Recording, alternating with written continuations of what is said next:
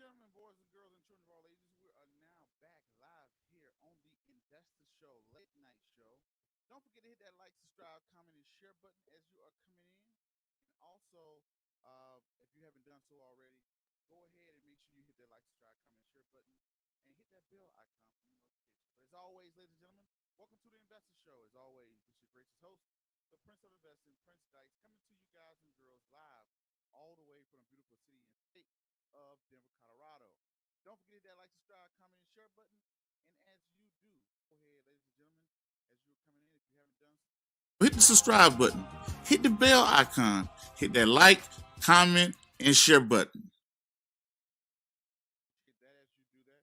Ladies and gentlemen, I want to ask everybody that's coming in, I want to do a Christmas. If you were here live, tell me where you're from. Log in and tell me where you're from.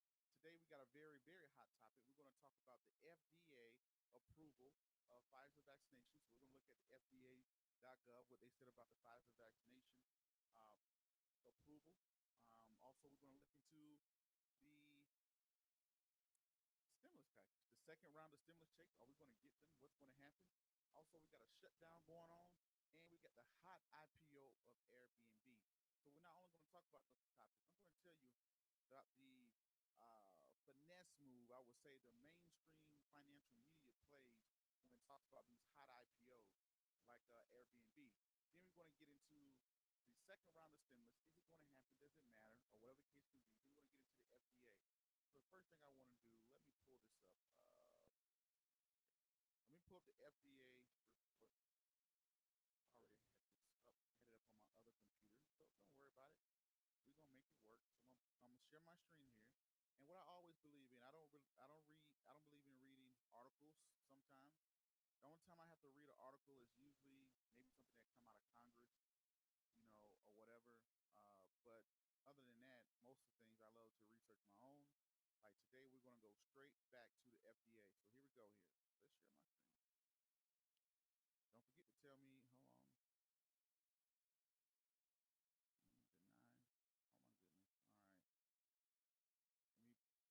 All right. Let me. Okay. Here we go.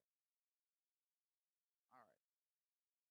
So the first thing we're going to get into the FDA.gov. We're going to see what they said. This is coming directly from the FDA. Oh my God. Okay. Y'all give me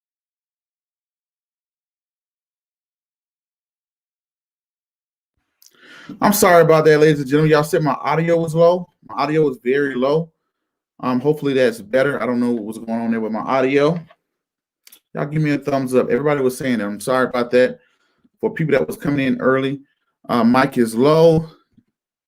Audio is low. Arthur Butler said, he said audio is low. This is my new computer I just got today. So, okay. All right. I just want to make sure. Okay. He said, I don't think there's any audio. Matt, I'm sorry about that. Okay. Got it. Everybody's saying, Mike Deuce is saying perfect now. Mike Deuce, what's going on? Okay, we got it. All right. I think it's better now. Awesome now. Okay, got it. Okay. Was trying to get a little fancy here, but take it back to the basics. The basics already works. Always works. So if I was blocked out in the beginning, this is what we're going to say, ladies and gentlemen. We were saying the FDA, first thing we're going to do is going to review the FDA approving the vaccination. The second thing we're going to get into is the second round of stimulus checks. And the third thing we're going to get into is the Airbnb hot IPO. And we're going to talk about, I believe, right now, the three things that's holding up the market right now. The three things that are holding up the market right now are the relief. Are we going to get a second round relief? Are we going to get a second round of stimulus checks? The second thing is the budget. Are we going to get a budget approved? Right now, the budget was supposed to be approved at midnight. They pushed it back a week to, I think, December 18th. So we got to get a budget approved. And the third thing is vaccinations. Those three things, I think, have a pent-up effect with the market right now. What I mean by a pent-up effect, I think that these things are kind of created uncertainty in the market. And when you have uncertainty in the market in general, that's when you start to see, I think that when you start to see these uncertainties in the market, that's when people get a little nervous. They don't know what's going on. But once we get this vaccination, once we get this budget under control, and if we get a second stimulus check, we're going to see the markets run. So the first thing I want to get into is if we have if the federal government, if we have stocks, not stocks, but if we have a second stimulus, you got to ask yourself the question, who's going to benefit the most from a second stimulus and a vaccination? If we have a vaccination and a second stimulus, who is going to benefit the most? Who do you think is going to benefit the most? And once you figure out who's going to benefit the most, you can position yourself to take advantage of when that thing happens. So right now, everybody's sitting twiddling their thumbs. Are we going to get a vaccination? Is the vaccination going to happen? Is the vaccination good, or is it going to be bad, or whatever the case may be? And we don't know, right? But I'm in the belief of the bullish side. I always have a belief that some form of a stimulus will get made in Congress. We're going to have a budget. This happens all the time. We always will have a shutdown. If we do have a shutdown, it's going to drag the market down, making it a prime opportunity for people to jump in and invest. So when I look at us having all this pressure of falling down, I think that this whole shutdown thing will only create great opportunities for investors. Now you got to ask yourself the question, who is going to benefit the most from vaccination? So let's go ahead. Let me share the screen here, and we're going to talk about it. All right, we're going to read this. This is from the FDA.gov. This is the U.S. Food, Drug, and I think, what's the A for? Association. I didn't know what the A was for. There we go. Food and Drug Administration. Goodness gracious, I'm over here. Food, food. Anyway, today the U.S. Food and Drug Administration issued the first emergency use authorized EUA, which is an emergency use authorization for a vaccination for the prevention of the coronavirus disease 2019 COVID-19 caused by several acute respiratory syndrome coronavirus 2 in individuals 16 years of age and older. The emergency use of the authorization allows Pfizer BioNTech COVID-19 vaccination to be distributed in the U.S. So this is the bread and butter right here. The FDA just approved emergency use of Pfizer's BioNTech COVID-19 vaccination to be distributed in the U.S. This is major because the first thing is, of course, the whole vaccination thing. Like I told people, you had 2 or 3 companies that was running for it, and if I had to put my money on one of them, I would bet the biggest company would come through with it, and which is Pfizer was the biggest company, and I'm guessing it's figuring it out. So it says it right here. The FDA determined that Pfizer BioNTech COVID-19 vaccination has met the criteria for assurance of a EUA, which is emergency use authorization. So right there in the line, it's telling you right there, Pfizer, for emergency use purposes, they're letting their vaccination run out. So not run out, but they're letting it be distributed. They're letting people use it. They put it into the open public, and the FDA is approving it. FDA approval in the pharmaceutical world is huge. Now you got to ask yourself, who benefits from an FDA approval? So let me write this in here. So the first thing we talked about was the FDA approving Pfizer. FDA approves. This is kind of help everybody follow along. I'm going to write this in as well. They approve. They have an emergency use of Pfizer's vaccination. Not vaccination, but vaccination. So let me write this in here. Let me see. Pfizer. Okay.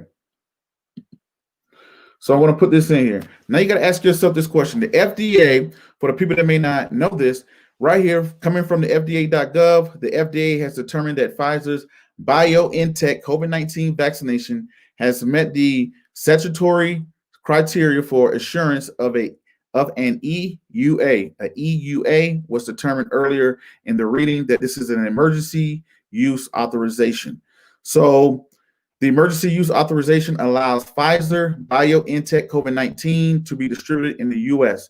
So, ladies and gentlemen, now that we have a vaccination that's slowly creeping up, that's being FDA approved, that is too much money and it's a great job for Pfizer, Big Pharma is going to win. Ask yourself the question, who benefits from this? As a vaccination comes into play, what companies would explode because of the vaccination? Ask yourself that question. Who will explode? As an investor, you can't be reactive. You have to be proactive. You see this vaccination is getting ready to come up. Who's going to benefit the most? So who would benefit the most from the vaccination? Number one, the number one sector that will benefit the most from a vaccination is travel. Everybody knows this, right? Travel. Who will it benefit from the vaccination? Number one is going to be travel. What is travel? Travel is all your airlines, Southwest Airlines, Delta Airlines, um, Carnival Cruise Lines, American Airlines, all the airline stocks, all the travel stocks, all those guys are going to benefit and will probably see a big jump when a vaccination is discovered, right? We have one on the slow approval. Gotta take a sip of my cup here. Oh man. We have one on the slow approval, but as the approval becomes more and more solid and we distribute more and more vaccinations around the globe, you're going to notice very fast that you're going to see that airline companies are going to jump, the travel industry is going to jump. That's number one. The number two sector, restaurants. Right now in Denver is a red county or a red state or whatever you want to call it. And guess what? I can't even go sit down in the McDonald's and have a large fry, right? Or I can't even go to a sports bar and watch the games and have not a pair of wings, but a order of wings or whatever, right? So all these restaurants are really feeling the pressure. The ones who are feeling the pressure the most are the ones who do not specialize in drive-through. What companies do not specialize in drive-through? Companies that don't specialize in drive-throughs are like bar and grills, things like an Applebee's or Chili's. Even though they do it, you can't grab it to go, but they don't have a drive-through. Anything with a drive-through right now is hurting the most. Imagine if you was a steakhouse. Imagine if you are a Ruth Chris or Outback Steakhouse. Who wants to order their steak to go? But you got to think about it. And everyone's misery and pain is someone else's glory. So companies that are doing very well right now, of course, is Chick-fil-A, your McDonald's, your drive-throughs, your anything with a drive-through in the restaurant industry. Great job on them. They're in a perfect position. It's grab and go. Grab me a cheeseburger, grab me a fries, keep driving down the road, grab me some chicken, keep driving down the road, grab me some, I don't know, Pandora, sweet and sour chicken and keep rolling down the road. The list just goes on. But when you have places like a Ruth Chris or places like a Outback or places like, steakhouses and Italian restaurants and things like that, where people would go because they like the feel of things. Those are the companies that are hurting the most inside the restaurant sector. Those are the ones that had the major drawback. When they have this vaccination that's going to be approved, that's already in the approval for EUA, which is an emergency usage authorization, you're going to see those guys slowly explode. Other ones, airlines. Think about it. Even though airlines, you still can fly, you still can travel, but it's very hard for people to travel because conferences are not going on like they used to. Business meetings are not happening like they used to. Everybody's jumping on Zoom. Everybody's jumping on video chat, whatever the case may be. So you've seen a slow retraction in the travel industry. And then we're not even going to speak about leisure travel, like the travel, like where people just go on cruise lines and things like that. Those guys have pretty much just been demolished, right? So when a vaccination comes, these are the companies, these are the stocks, these are the companies that are going to have the major comeback. Airlines, leisure travel. So you got your travel sector and you got your restaurant sector that will benefit the most. Now you're going to have everybody, the whole market is going to rejoice because even like a company like Apple, this is my new iPhone, here, right? So you think about this. This thing was probably guaranteed it's made in China somewhere. And even though it's made in China somewhere, guess what? How that affects companies in China, the manufacturers that is made in China, they can't manufacture as many iPhones because of what? Because of COVID restrictions. So everybody is affected by this. When we get a vaccination that's solidified, the market would take off in general. But the way to benefit the most is to find the companies that was affected the most, had the greatest pullback, but had great finances. My pick, Southwest Airlines. That's the only one I'm going to invest in the whole travel sector. So just in case the vaccination doesn't come, they may not be able to make it. All right. So now the next topic we're going to get into that ties right into this. We'll come back to this one. I want to get into this hot IPO. I want to get into the hot IPO of Airbnb. Let me put this up in the description box so you guys and girls can follow along with me. But next, we're going to get into the hot IPO of Airbnb. All right, so here we go. Where are we at here? All right, so if you're coming in, hit the like button. If you're on Facebook, if you're on YouTube, different groups, all of the good stuff. Okay, Airbnb hot IPO, right? Let's look it up here. I'm going to pull it up. I'm going to tell you how the media hurts new investors. If you're not, and I'm going to use this as a prime example. I want everybody to see this. Airbnb tops $100. Let me see. All right. So let's push it here. All right. Let's take this from Barnes. These are the articles you see. Airbnb jumped up 80% overnight. And you're thinking, man, I missed out. I missed the train. Here we go. We're going to take a look at this, ladies and gentlemen. All right.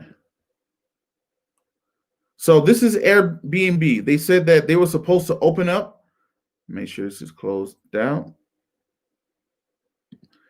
Airbnb was supposed to open up at $68. It went up to $144. Everybody's thinking, man, I could have got in there. Man, I think I missed the train on Airbnb. Oh, man, what happened to Airbnb, right? Here's the part nobody's telling you. We're going to look this up, that you're seeing this article right here. Let's take this random article that I pulled up offline. Very reputable. Airbnb closes at $144 after and pricing IPO at $68, right? So when people see this, they think, oh my God, I missed out. At $3.5 billion, the offering ranks as the third IPO this year, according to blah, blah, blah. It's the biggest raise since by DoorDash. DoorDash came out. We just talked about DoorDash, right? So Airbnb was overrated value at $75. So anyway, right, they're just telling you Airbnb had an IPO of $68, and its first day it jumped up to $144. Let's take a look at the charts, ladies and gentlemen. Let's take a look at the charts. So you're thinking, man, I could have brought Airbnb for $68 a day, and it would have turned into I can't even think of the return on that. That's $68 you started out with. That's 12 plus 44. That's what, 56. So you're almost talking about almost doubling your money overnight. That's what this article will read. So let's take a look at, let's go to Yahoo Finance because I want to look up the chart. And we're going to take a look at the 2-day chart of Airbnb. It's not very hard. It's only been on the market now for 2 days. So let's take a look at it. And I'm doing this not to disparage people from investing into Airbnb or say Airbnb is a bad investment. This is just IPOs in general. Airbnb. There we go. Airbnb. ABNB is the stock symbol. All right, let me share the screen here. I want you guys and girls to take a look at it with me. Here we go. The hot IPO of Airbnb. Where is it at? Boom. All right. So what you guys and girls are looking at now, you're looking at Yahoo Finance, right? Okay. So let's take a 5-day look at this chart. So right here, I want y'all to take a look. Everybody pay attention to this. Pay attention to this hot IPO that went from $68. Y'all saw the articles. Airbnb goes to $68. Let's go to chart here, because I want to blow this chart up some. All right. Let me blow the screen up some so y'all can see it. Okay. You know what? How old is this chart? Okay, let's look at a 5-day chart. Even though I know Airbnb hasn't been on the market. Okay, cool. All right. So this is Airbnb from the day that it came out, that hot IPO that you saw, all the way to now. So remember they said, oh, Airbnb IPO at $68. In their actual S1 filings, they said they was going to IPO at the midpoint range of $58. That's what they said in their S1 filings. Now, media outlets came out and said $68. That's what everybody ran with. But I read the actual financial report. It said $58. So here we go. Look at this screen here. You can see, I'm going to blow it up here a little bit. So you see right here, this price says $163. You see right here, this is when the stock hit the market. Within a split second, it went from $68. You see all the way down here at the bottom, supposedly $68. You see these big green bars. That means this is when the big players all jumped in. Within a split second, this stock went all the way up from $68 to $163. Split second, like bam. If you were sitting there hitting a refresh button, you wouldn't even made it. You would have turned around. Airbnb would have been $168 before you know it. That's 68, right? No, 63. 163 right here is where you see it, right? Now, when that company came out, it supposedly hit the market at 68. Boom, automatically it's $163. You hit the refresh button and you buy it. What has happened? Doesn't take a rocket science to look at this chart and tell what has happened ever since Airbnb IPO. What has this thing done? Within seconds, it's at $152. It's at $147. It's now at $142, right? And it just flatlined for the rest of the day and today. Now it's trading at $139. So the media would tell you, oh, Airbnb was a hot IPO and jumped from $68 all the way to $160, jumped from $68 to $168 within a split second in one day. They're not telling you all of that happened within the first 5 seconds of the market opening, where an average investor could not get in. So by the time you had a chance to get in, you would have been getting at its top at $163, $168 before you've been able to get in. And since then, that stock has dropped. Even if you would have got it right away, look at where it is today. Today it closed at $139. This is classic for IPOs. So why does the media always tell you, oh, the stock went from $68 to $38 overnight? Why do they say that when they know that's not true? Let's see what y'all saying. P for Life, what's going on? He said, I'm in the building. What's going on, P for Life? He's out there in Phoenix, Arizona. Thank you for checking in the late night show. Justin said Airbnb literally started its seed price at 0.0097 shares in 2009. Crazy. Sadly, you have to be an advanced investor per SEC regulations. You're right, Justin. You have to be what is called an accredited investor. An accredited investor is one of the few people that can get in at the very, very floor price. Now, to be an accredited investor, that means you must make, if you are single for the last 2 years, you must make $200,000 a year and have a net worth of $1 million, not including your primary residence, right? So, but the 2014 Jobs Act signed by President Obama changed that to where you no longer have to be an accredited investor to invest into brand new startups that are privately held companies. And I did a video on that showing people how to invest into privately held companies online, which is a company. I'm not sponsored by them. This is not nothing that's pushed out. It's just something that I like. It's a company called Start Engine, and there are other ones out there. And it's pretty much like privately held companies that are unprofitable, not open to the public yet. So those companies are trading for $1, $2, or whatever the case may be. And they could turn around and, they could turn around and become an IPO, make a hot IPO one day. Who knows, right? So you're right. Matt, you're right. He says, sell more headlines. Matthew, you are right. That's exactly why they say that. So when they turn around, they'd be like, oh, DoorDash jumped up. We could do the same thing. I haven't even looked at DoorDash, but I know they did the exact same thing. So when people try to be first to the gauntlet, that's why I don't buy IPOs.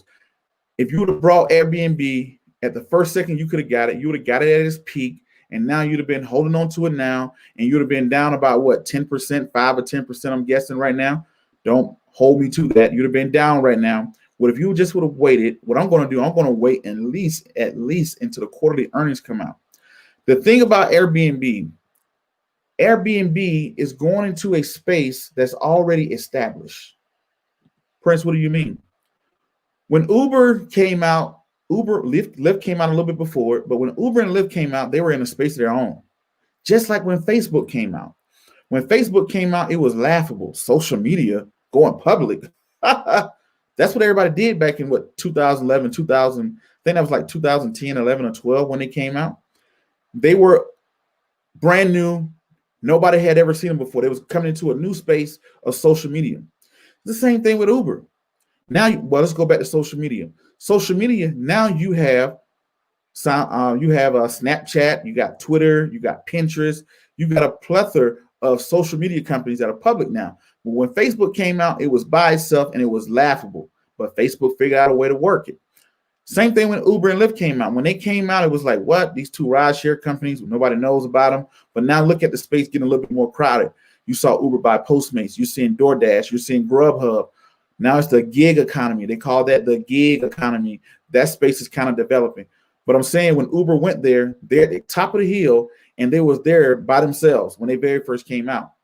Airbnb, yes, they're Uberizing hotel industry. Everybody knows that. But the thing about Airbnb, they're going into a space that's already established. Think about it. We already have Pricelines.com, aka Booking.com. We already have Travelocity. And what they're going to do, these big companies like Priceline, all these big companies are going to do, what do you think they're going to do to Airbnb?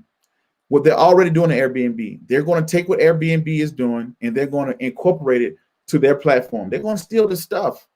Sorry to say it, but they're going to take what Airbnb is doing and they're going to steal it because they're already in the space. They already have millions of users. They're going to take it and say, hey, you know what? We're going to start doing the same thing. And will Airbnb be able to survive? Look at Priceline.com.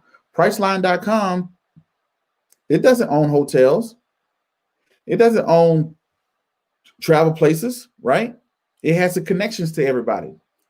Look at same thing with Uber. Uber doesn't own any cab drivers.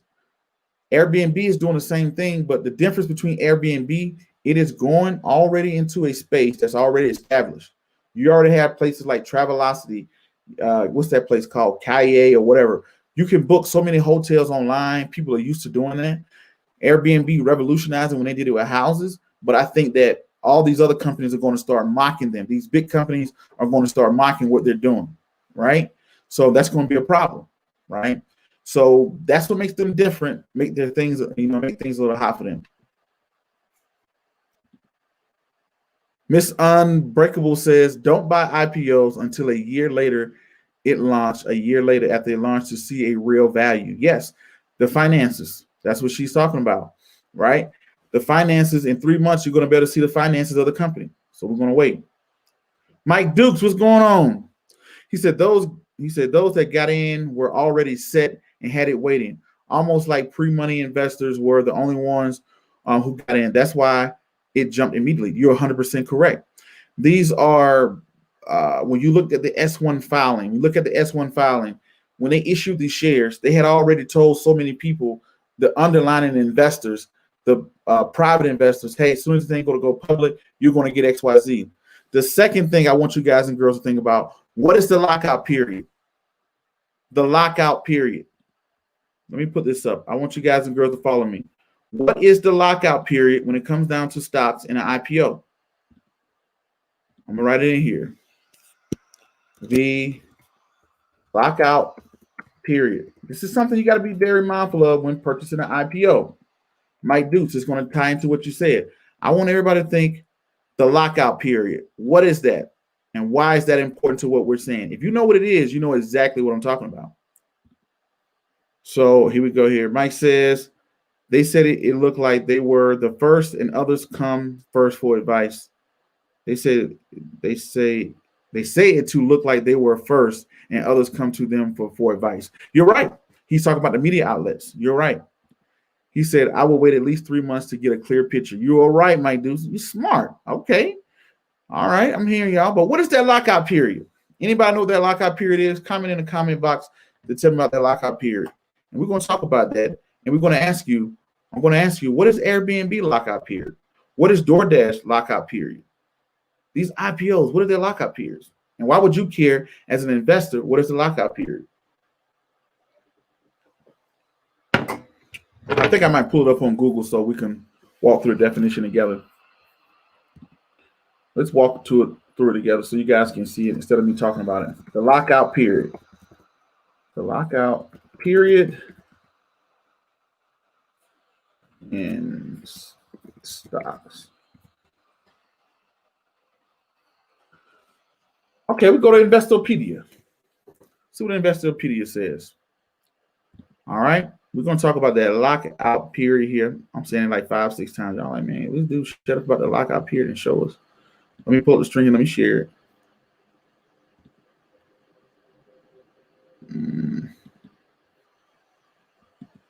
I'm talking about lockup. It's lock up, lock out.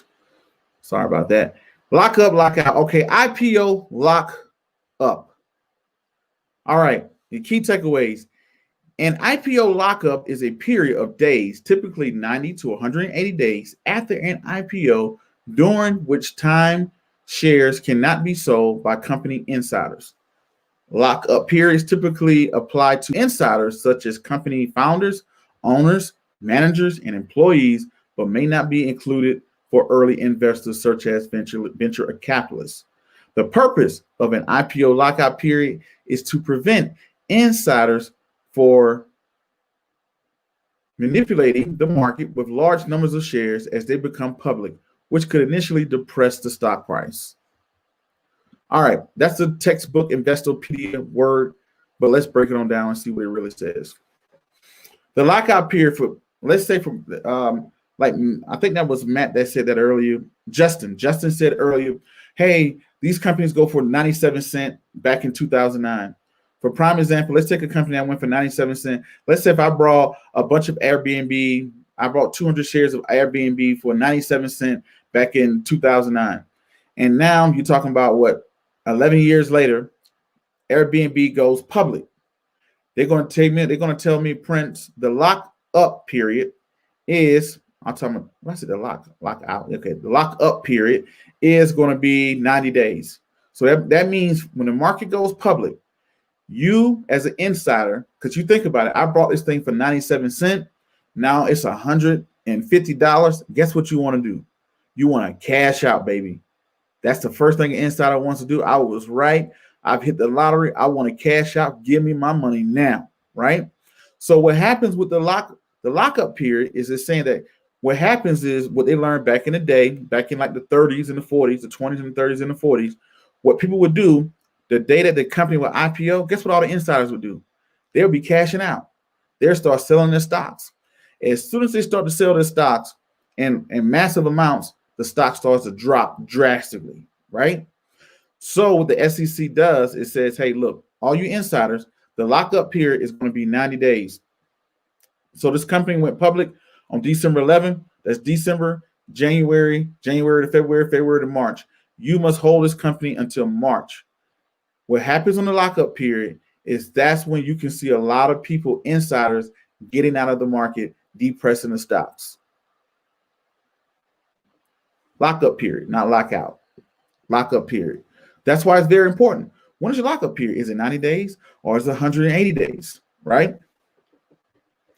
This is so that insiders can't go in and start cashing out, and founders and managers and people who got early stocks, early investors, they can't go in there and just start cashing out and selling hundreds of thousands of shares because the stock pretty much crash. History has taught us that many times before. So that's the lockup period when it comes down to IPO. Another reason why it's a good idea to wait 3 to 4 months. Wait till the earnings come up. Wait till the lockup period is done to get a better picture. I didn't even start looking at Uber until it crashed to $25. I didn't even care about his IPO. It was IPO at like $47, almost $50. You know, it was like $40 and went up to $47. When it went down to 25, that's when I started looking at it. I was like, okay, let's see what we have here now. All right. Now, the next thing we're going to get into is the second round of stimulus. The second round stimulus update. Let's see here. Second round of stimulus. Let me put this on my screen so I know exactly where we're at.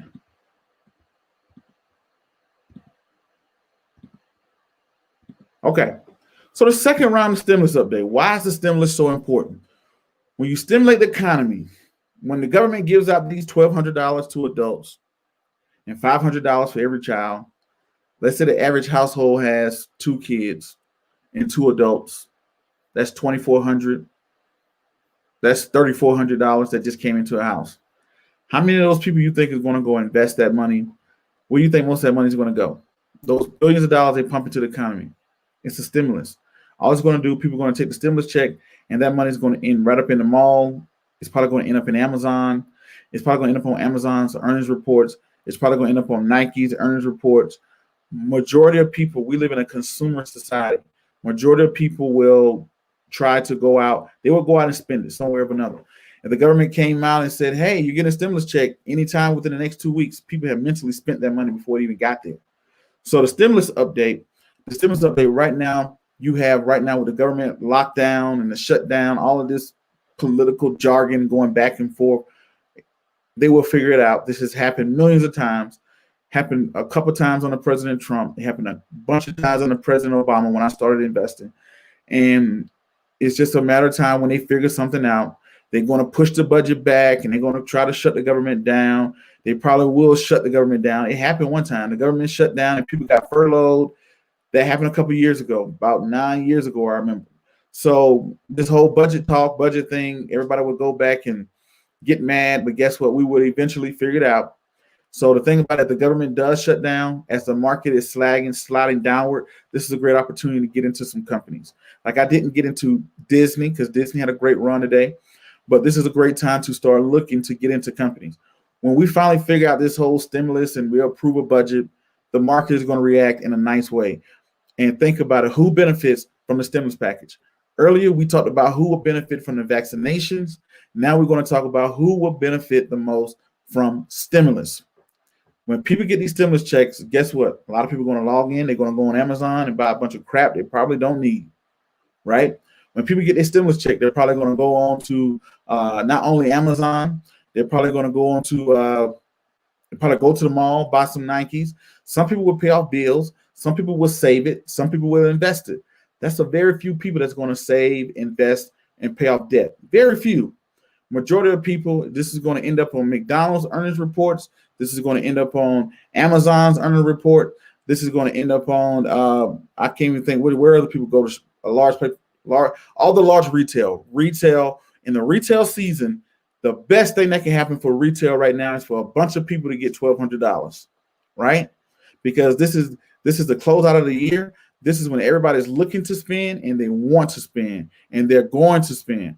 So if you're positioned properly, if you're a retail person, people are literally going outside looking for something to put under their tree, right? They want to make sure their kids, their spouses, and there's nothing wrong with that, right? But you got to understand money, how the money flows. Money's going to go from the government. It's going to go to the people. What are the people going to do? They're going to go to Walmart. They're going to go to Amazon. They can maybe go to Costco's, and you're going to watch retail. Retail will have a banging season. They're going to go get that new iPhone. They're going to go get that new Android. They're going to get the shoes they always wanted. They're going to get XYZ or whatever the case may be. So retail will benefit the most from the second round of stimulus, especially if it came out right away. All right. Entanglement L says Jordans. Yeah, most of them, that's what's going to happen. Retail is going to win. Anybody that's in the retail space like Walmart, Amazon, I can't think of whoever else the largest ones, but in that space, they're going to benefit from the second round of stimulus. When it comes down to the vaccinations, who's going to benefit the most from vaccinations? Travel industry, airlines and cruise lines, the travel industry. And who else is going to benefit? Restaurants. Also, Uber is going to benefit because more people will start to take rides. Right now, Uber rides have slowed, but Uber Eats have skyrocketed. Why is that happening? Everybody's under false impression with DoorDash. They're saying, oh, look, DoorDash numbers are going up. But you got to think about it. DoorDash is going up because of circumstances. A lot of people just can't walk into Chili's, sit down and have lunch. They have to order. People are using Uber Eats and DoorDash. Everybody knows that. You follow the finances. DoorDash and Grubhub and Uber Eats are making the most money they ever made before. But also, you're seeing companies like Lyft and Uber Rides start to decline. As we open back up and we have more meetings and conferences and business meetings and things like that, people get to moving around more, schools and stuff like that. You're going to see, I think you're going to see Ubers come up. You're going to see Uber and Lyft are going to go up with rides, and you're going to see the food delivery like Grubhub and DoorDash and Uber Eats are going to start to go down because people are going to be so excited they can go back into Ruby Tuesday or go back into Red Robin's and have a burger or lunch or whatever the case may be, they're going to be super excited. So now I'm looking at it. When I look at DoorDash, I say, well, how everybody's always excited about DoorDash. What happens when we get vaccinated and a vaccination starts and school open back up and the restaurants open back up, travel industry start to open back up, people start to travel and go overseas? What's going to happen to places, companies like DoorDash and Grubhub that are one-trick ponies? Lyft, DoorDash, and Grubhub are one-trick ponies. When Lyft started to decline because people stopped taking rides, Uber, since they had another business in there, Uber Eats took off. Uber Eats went out and brought Postmates. So when I look at their whole economy over there, most of them are one-trick ponies. What's going to happen when the vaccination comes? All righty. And Tango said, George, he said, Tangerman said, facts. He said, mine's going to the S&P 500 and bills. Okay, entanglement. What S&P 500 are you buying? How are you purchasing the S&P 500? The S&P 500 is the number one company. That's the top 500 companies in the world. And effectively on December 21st, you're going to see Tesla is being added, and they're removing some oil company and some other companies getting dropped from, to make room for Tesla. He said, did you invest into DoorDash or Airbnb? I know you probably just logged in, but I don't do IPOs. Initial public offerings? No. I felt either DoorDash is extremely overvalued or Uber is very undervalued. We did an episode about this where I broke down the finances of DoorDash. I'm like, why is DoorDash 130 something? I think it was 130 something bucks or whatever. And Uber is only 50 bucks. But Uber is making way more money, has way more revenue streams. Uber Eats alone makes way more money than DoorDash. How does that make sense? What is DoorDash doing that's so special? So, and then Uber went and brought Postmates. So that increased their debt, but we're going to see, can they turn a profit with that?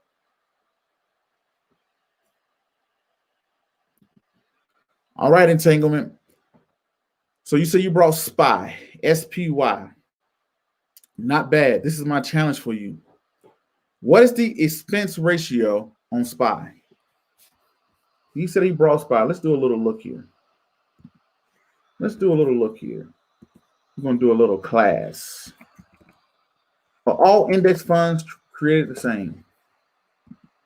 You know what? I'm doing a whole nother topic that I didn't plan on doing, but we're going to do it. Are all index funds the same?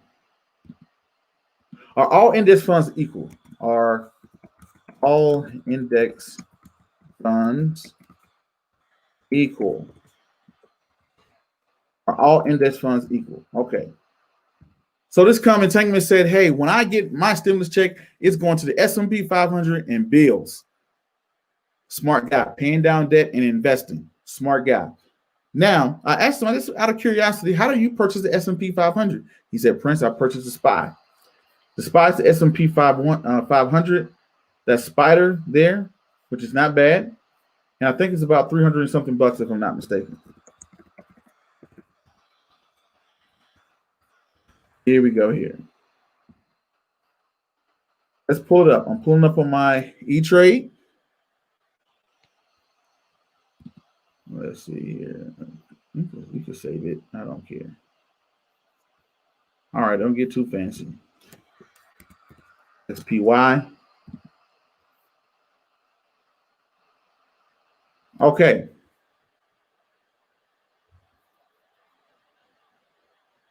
Let's go to more performances. I have the SPY pulled up, and I said, you know what? Let's do a quick question. See if I can. Okay. Are all index funds created equal? Let's see what y'all are saying. He said SPY is 33. SPY? That's the expense ratio? Okay. Prince is going to say VU is better. Matthew, you're wrong. Woo, that was close. That was close, Matthew. Matt, that was close. I used to say that. But over time, I've gotten better. I'm going to tell you why I think I've gotten better. I'm going to let you guys and girls be the judge. All right, let's share the screen. Close. That was a close shot. $33.64. I'm thinking you're saying? Expense ratio? No, I don't think the expense ratio that high. Let's pull it up, ladies and gentlemen. No further talking. All index funds create the same. Matthew thought he had me. He thought, oh, I've been watching Prince for a while. He's going to say VOO, VOOO, which is Vanguard. So right here, this is the SPY, ladies and gentlemen. SPY. It's going for $366. That's what it costs to invest into the top 500 companies. So let's take a look here. Let's go down here. I'm going to stroll down here, and I'm going to compare these funds. I'm going to compare the SPY. We're going to compare, hold on, where we're at. We're going to compare the SPY against VOO, what Matt said.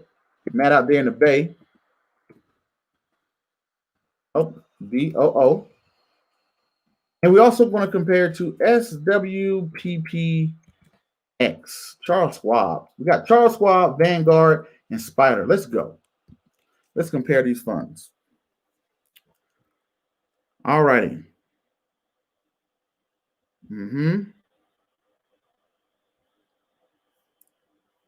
Okay.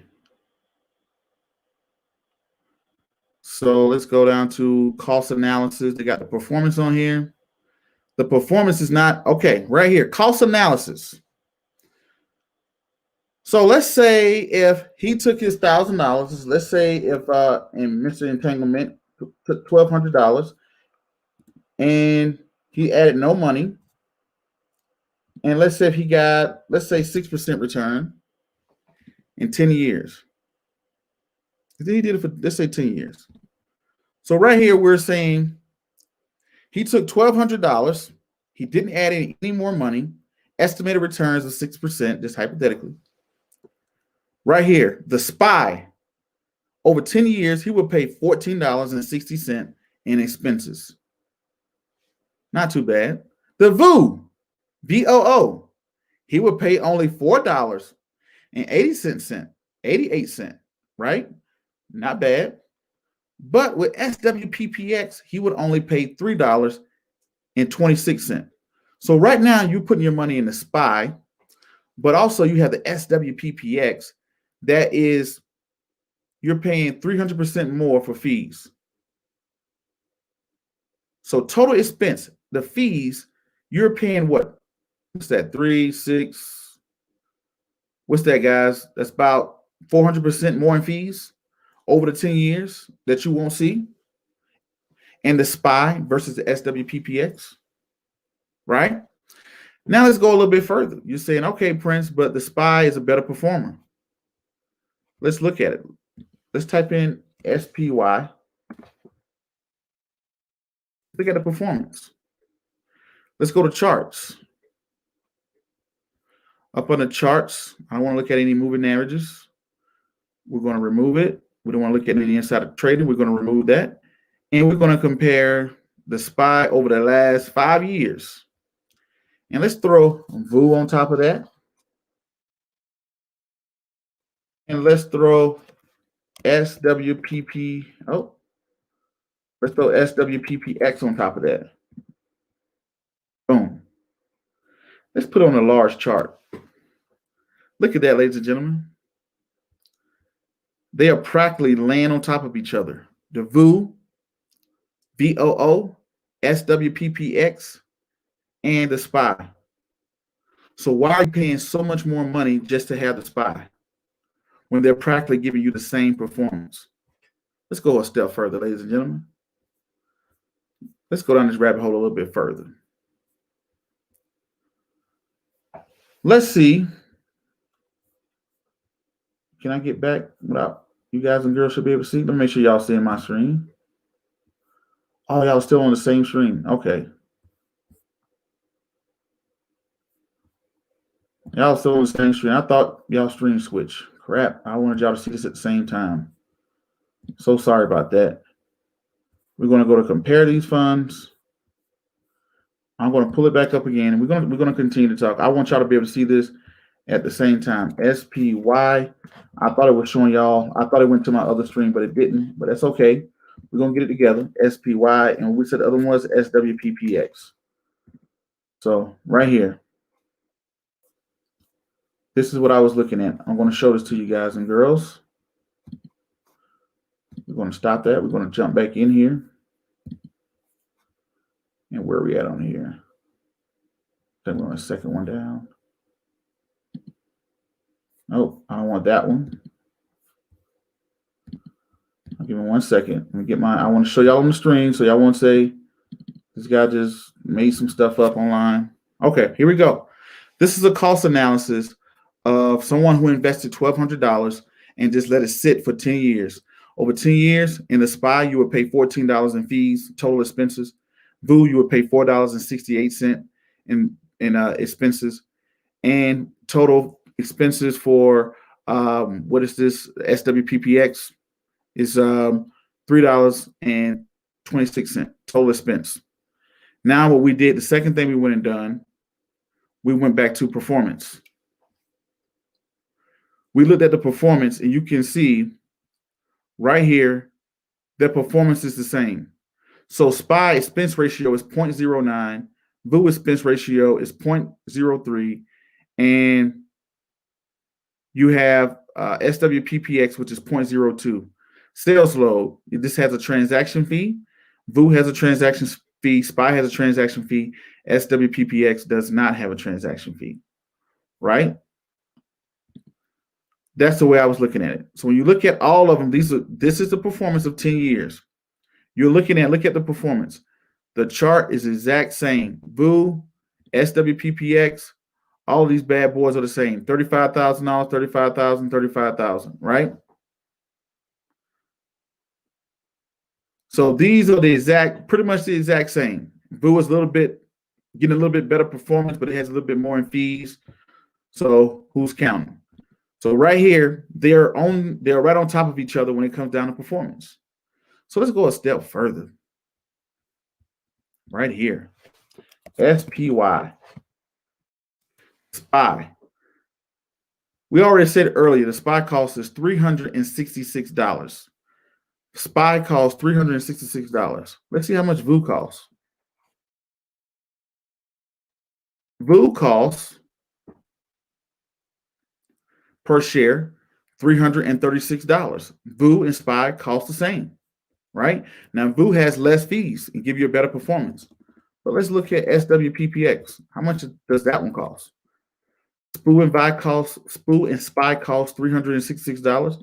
How much SWPPX costs? What? $56. Wait. You mean to tell me this is lower fees? It's only $56 and it gives me the exact same performance of the SPY? What do y'all think about that? That's why all index funds are not created equal. Yes, Vanguard was VU. VOOO was Vanguard. SWPPX is Charles Schwab. Entanglement said good information. Anytime. Prince, what are your thoughts on VOOG? VOOG, that's Vanguard's growth. I'm not a big fan of it. We can take a quick look. Oh, how you doing, Miss Ruby? Out there in Memphis, Tennessee. Up late at night, the late night episode. So what are your thoughts on VOOG? All right, let's go back here. Let me pull the screen. Let's take a look at VOOG. VOOG. All right. So when I look at VOOG, this is supposed to be Vanguard's version of no, that's not the one I want to look at here. All right, let's go here. VOOG. Right? How many times I'm gonna say VOOG? All righty. So when I look at this, first thing I'm going to do, I'm going to compare you. Let's look at the chart. It's $223. It's an ETF. Let's get the S&P 500 off of it. Let's get that off of it. Let's take a look at it over the last 5 years. Okay. So it has outperformed the market over the last 5 years. That's good. Okay, over the last 3 years. Okay, cool. All right. So this is my thing with VOOG. So next thing is, okay, you are overperforming, you're outperforming the market. Cool. Now I want to look at what's in the portfolio.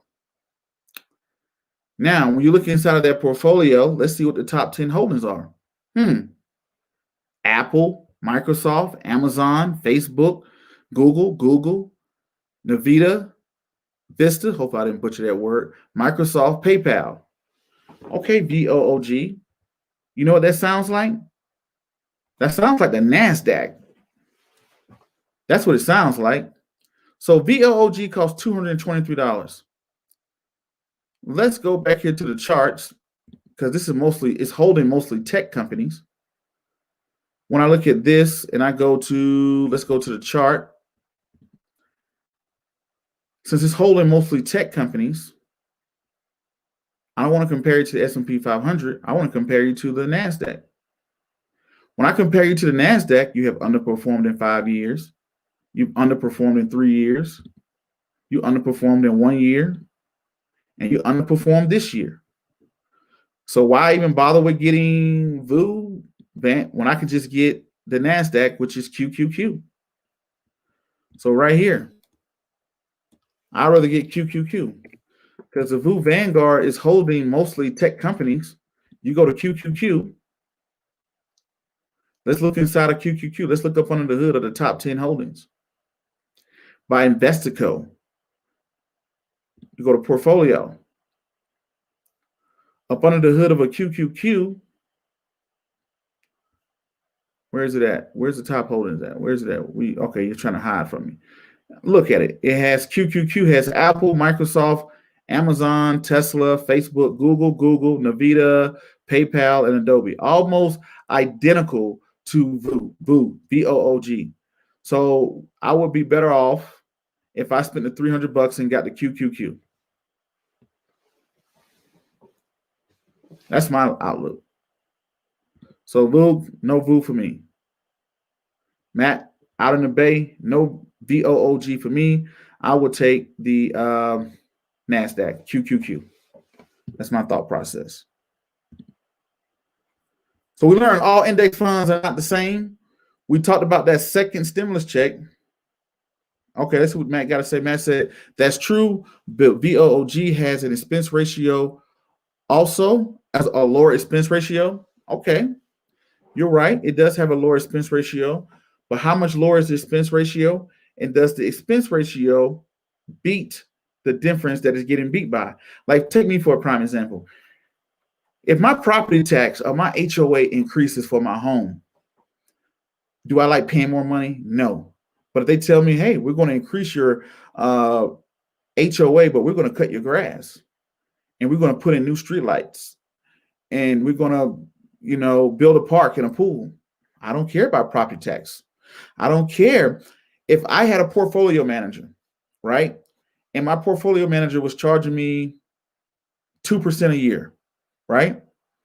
He would charge me 2% a year, but he was outperforming the market. Let's say the market goes up 10%, he goes up 15%, and he says, hey, my fee is 2%.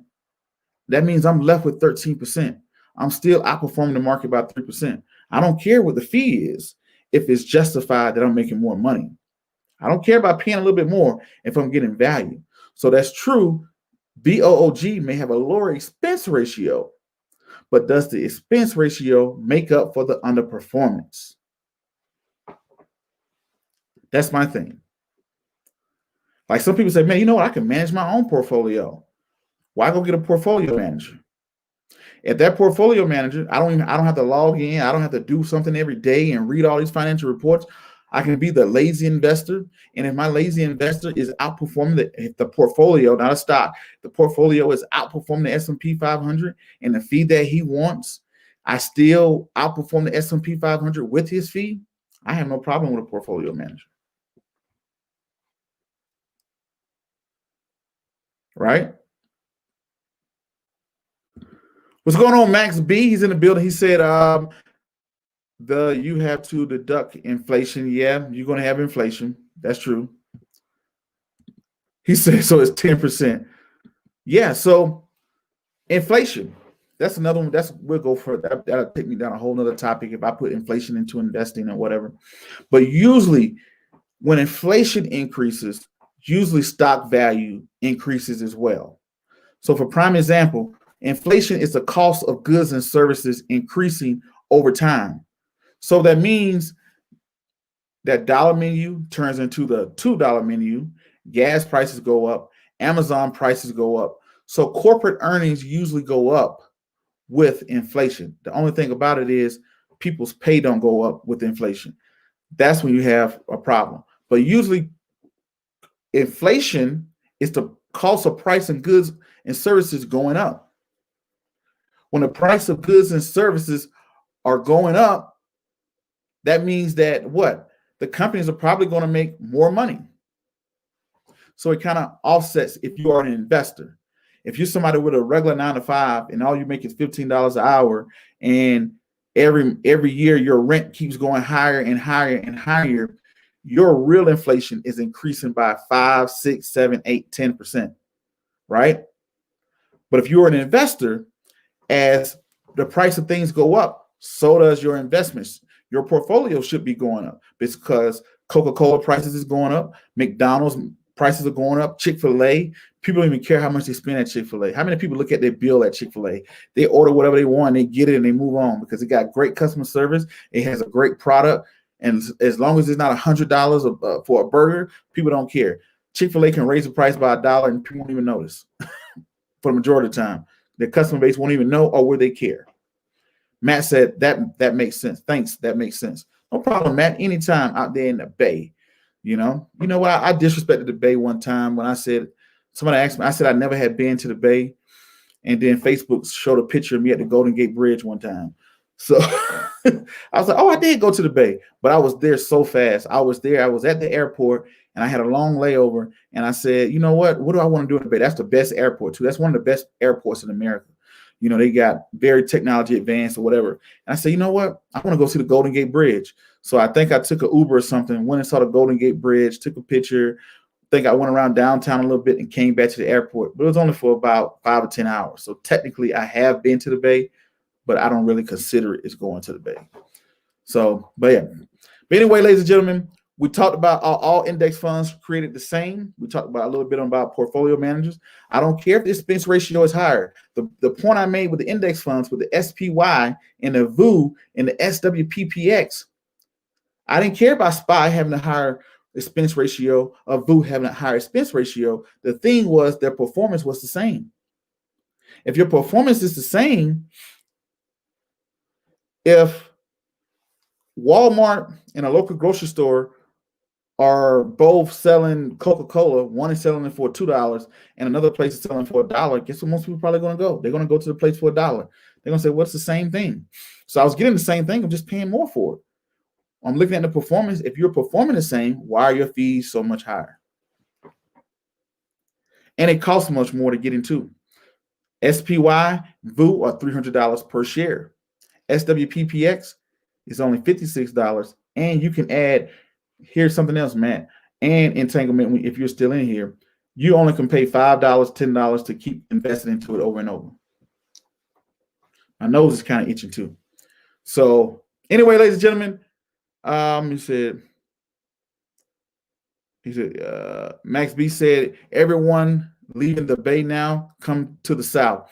Yeah, everybody's leaving the Bay. Everybody's leaving the Bay. A lot are coming to Colorado and Denver. But yeah, you're right. You are 100% right. Bay is too expensive. I think they said an average house in the Bay costs $1 million just for an average condo. That's crazy. An average condo with no yard, a decent house costs $2-3 million. Like, man, if you're not working in Silicon Valley at Apple, Microsoft, or Uber or something, I don't know how people live there. I got buddies that I'm getting ready to call right now that's out in the Bay, and he said, well, most people work 2, 3, 4, 5 jobs. That's crazy. Oops. For what? I mean, the beach is cool, but it ain't that cool. Hawaii is very expensive too. Very expensive in Hawaii as well. But anyway, ladies and gentlemen, I'm going to get out of here. I hope y'all got something out of the episode. We talked about the FDA approving Pfizer's, gave them an EUA, which is a emergency usage authorization. So right now they're putting out vaccinations, so they approved their vaccinations, and we talked about the companies that's going to benefit the most from a vaccination. Then we talked about that hot IPO of Airbnb, the great finesse move that the financial media always plays with people and telling they're making all this money when it's not really the truth. We talked about that hot IPO where it went from $68 to $168 reportedly, and we looked at that on the chart and we talked about how unrealistic it was. And then I butchered the name and said it improperly. I call it the lockout period, but it's really the lockup period. We talked about the lockup period, how it applies to IPOs and why investors should pay attention to it. Then we talked about that second stimulus check, who will benefit the most from the second stimulus check, investor-wise, the companies. And then we talked about all index funds created equal. We did a nice little preview of index funds and all of the good stuff like that. So I want to thank you guys and girls. He said they have lots of homeless. Yeah, homeless out in. I always told myself if I ever got down to my last $500 and I had to be homeless, I'm going to Hawaii. I'm going to keep $500, $600, $800. My last $1,000 is going to be enough to get to Hawaii. That is the best place in the world that I've seen to be homeless and still be in America. People literally pay thousands of dollars to go there and act homeless, to live on the beach and hang around in the woods and the trees and to go camping and to go hiking and whatever, because the weather's the same. You get the same weather year round. Only thing you got to worry about is a little rain every here and there. You got the same weather. You get a little rain, a little fog.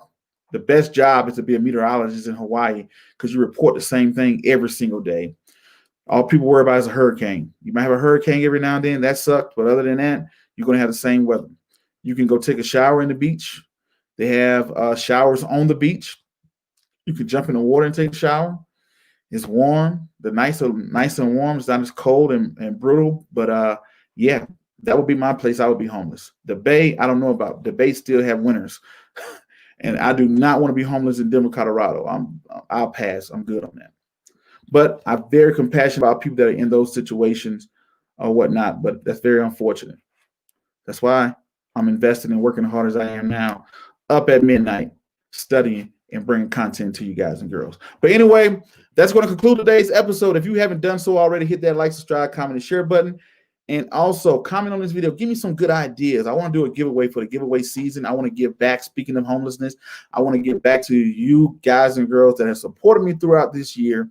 And my way of saying thank you, I want to do a little giveaway, but I don't want to have to put anything in the mail and go to the post office. And no, that's too much. I want to do something I can do online that I can give away to people to help people out. I may do something like giving away some stocks. I don't know. But I'm trying to figure something out. Drop some comments if you got some ideas below, and I'll check those out. But ladies and gentlemen, if you haven't done so already, grab the Wesley Learns, the groundbreaking and the first pioneer of children's financial literacy books. Wesley Learns to Invest, Wesley Learns about credit, and Wesley Learns about insurance. The best product on the market for children's financial literacy, the first and the pioneer of it. So y'all go out there and support that. And also, when you read those financial reports, hit that description box and get yourself an Investor Show cup. It's the only way to read financial reports. And everything tastes so much better out of the Investor Show cup. But until the next video, podcast, cartoon, or whatever else you see me, or whatever else you see me doing crazy around the globe, peace, be safe. I'm out, and thank you.